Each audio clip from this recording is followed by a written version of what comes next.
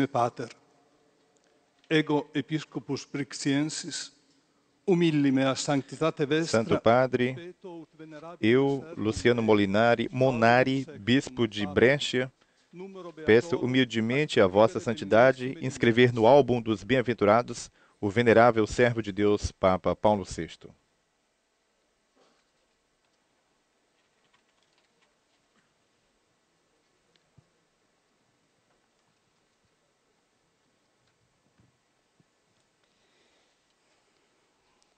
Giovanni Battista Montini nasce a Concesio, Brescia, il 26 settembre. Giovanni Battista Montini nasceu em Concesio, Brescia, em 26 de setembro de 1897. Foi aluno dos jesuítas e frequentou o Oratório Bresciano dos Filipinos. Foi ordenado sacerdote em 29 de maio de 1920. Doutorou-se em Filosofia e Direito Civil em Roma e em Direito Canônico em Milão. Trabalhou na Nunciatura em Varsóvia, na Polônia, em 1923 e em 1924 entrou para a Secretaria de Estado. Foi assistente eclesiástico do Círculo Romano da Federação Universitária Católica Italiana, FUSI, e de 1925 a 1933, assistente nacional. Nos anos 20 e 30, realizou várias viagens culturais e religiosas pela Itália e para o exterior. Durante o seu trabalho a serviço da Santa Sé, foi muito estimado por Pio XI e Pio XII. Em 13 de dezembro de 1937, foi nomeado substituto da Secretaria de Estado. Entre 1930 e 1937, ensinou História da Diplomacia Pontifícia junto à Universidade Lateranense. Nestes anos de serviço diplomático, procurou cuidar o mais possível do ministério sacerdotal e da condução espiritual, da guia espiritual. Praticou a caridade nos vários lugares de Roma, nas periferias de Roma e nas conferências de São Vicente. Durante a Segunda Guerra Mundial, se ocupou da assistência aos refugiados e aos judeus e administrou a secretaria criada justamente para isso, de informações do Vaticano. Ao término do conflito, colaborou com a fundação das Associações Católicas Trabalhadores Italianos, ACLI, e se ocupou da experiência dos novos movimentos políticos dos católicos e reforçou os primeiros passos das organizações internacionais do laicado. Em 29 de novembro de 1952, foi nomeado pró-secretário de Estado para os assuntos ordinários. Em 1º de novembro de 1954, arcebispo de Milão, e 12 de dezembro foi consagrado bispo. Na vasta e complexa realidade da diocese, acompanhou vários percursos de evangelização para enfrentar a crescente imigração e o difundir-se do materialismo e da ideologia marxista, sobretudo dentro do mundo do trabalho. Dirigiu fez cartas pastorais aos ambrosianos, promoveu a construção de 123 novas igrejas e realizou a missão cidadã, a maior organizada no mundo católico. Realizou viagens aos Estados Unidos, ao Brasil e nas missões ambrosianas pela África. Em 15 de dezembro de 1958, foi elevado à dignidade cardinalícia pelo Papa João XXIII, do qual era amigo desde 1925. Envolveu-se ativamente nos trabalhos preparatórios para o Concílio Vaticano II e participou do grande encontro eclesial. Em 21 de junho de 1963, foi eleito Papa e assumiu o nome de Paulo VI. Levou a término os 3 períodos do concílio, entre numerosas dificuldades, encorajando a abertura da Igreja para o mundo moderno e o respeito à tradição, e buscando sempre a união entre os padres conciliares. Iniciou as viagens apostólicas e visitou todos os continentes, a partir da Terra Santa, onde se deu o histórico encontro com o patriarca ortodoxo Atenágoras.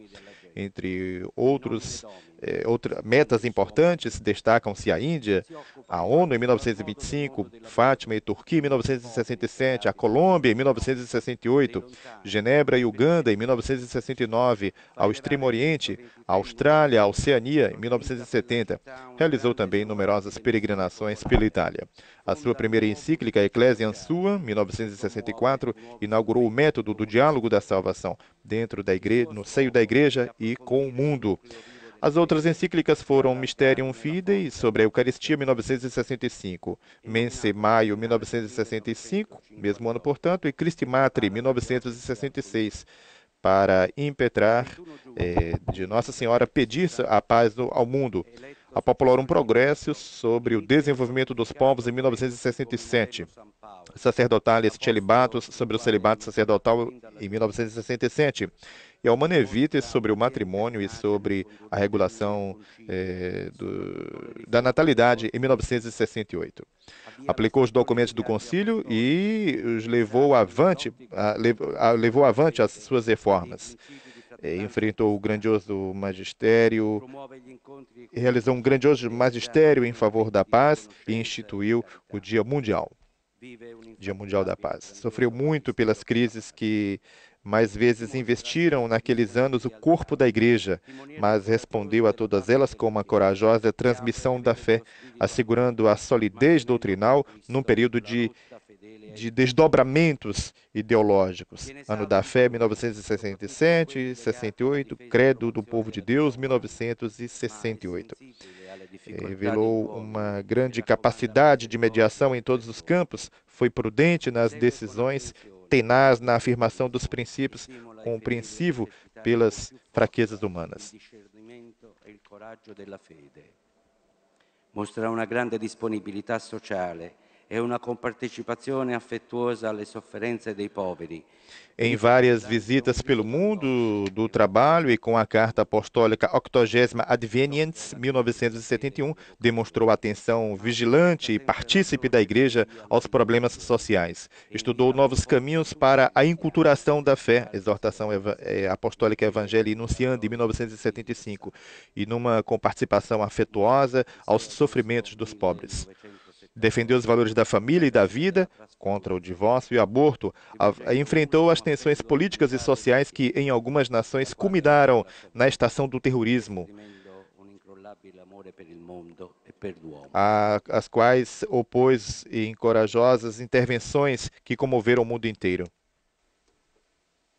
Teve um caráter reservado, humilde e gentil, ânimo confiante e sereno e uma excepcional sensibilidade humana. Homem de espiritualidade profunda, baseados nas Sagradas Escrituras, os padres da Igreja e os místicos, manifestou uma fé forte, uma esperança indômita, uma coragem diária vivida na reserva e na sobriedade pessoal. Nós,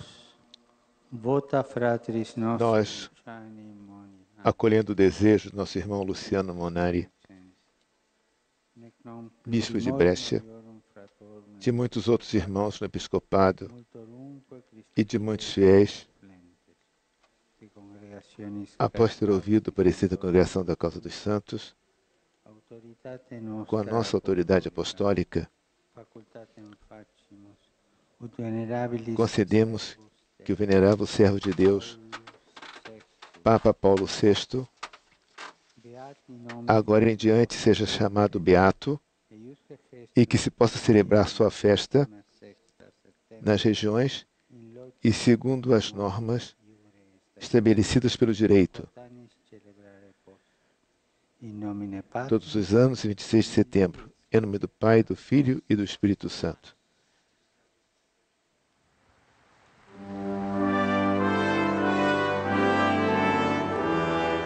Neste momento vemos então o tapete com a imagem, então, a figura do Papa Paulo VI.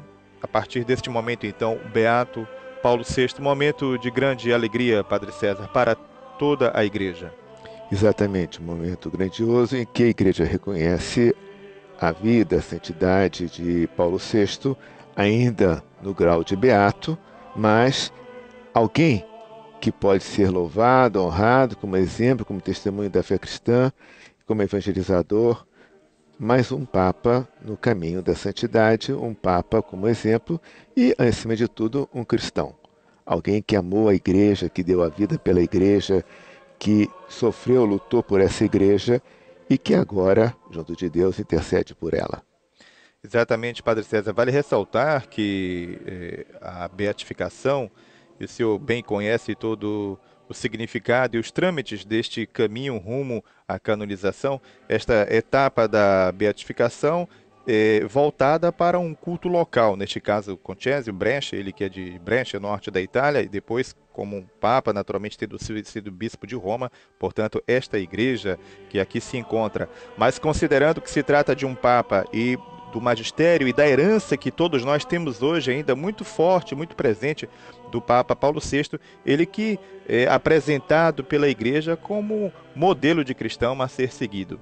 Exatamente. O seu culto como beato será restringido à Itália e ao Vaticano, mas, com uma licença especial, outros lugares do mundo, como foi o caso também com João Paulo II, poderá ter seu altar, sua igreja dedicada a ele. É um momento em que, agora, com essa procissão, é levado também a relíquia. A relíquia é um lenço que contém o sangue que foi embebido no sangue do Papa, no atentado dele nas Filipinas. Ou seja, esse foi o atentado em 1970, essa presença do Santo Padre, ou melhor, do Papa Paulo VI, agora como beato, na vida da Igreja, é uma presença de exemplo, de testemunho e de intercessão. Padre César, é interessante ressaltar, o Bruno destacava isso pouco antes, justamente nós tivemos em 1º de maio, com a canonização de João Paulo II, também a canonização de João XXIII, que foi o Papa do Concílio, aquele que convocou e abriu o Concílio Vaticano II. E agora a beatificação daquele que foi quem herdou e deu a continuação, portando a cumprimento aquele grande encontro que para muitos foi o evento religioso mais importante do século XX e que representa um divisor de águas na história da Igreja. Tanto que, como sabemos, a Igreja como nós conhecemos hoje é fruto do Concílio Vaticano II. Portanto, estas duas grandes figuras, o Papa João XXIII, agora santo, agora o Papa Paulo VI, beato, e João Paulo II, com seus quase 27 anos de pontificado, que foi quem, depois do Papa Paulo VI, deu continuidade à implementação do Concílio Vaticano II. Então, quem levou a relíquia e colocou em destaque a irmã Giacomina Pedrini.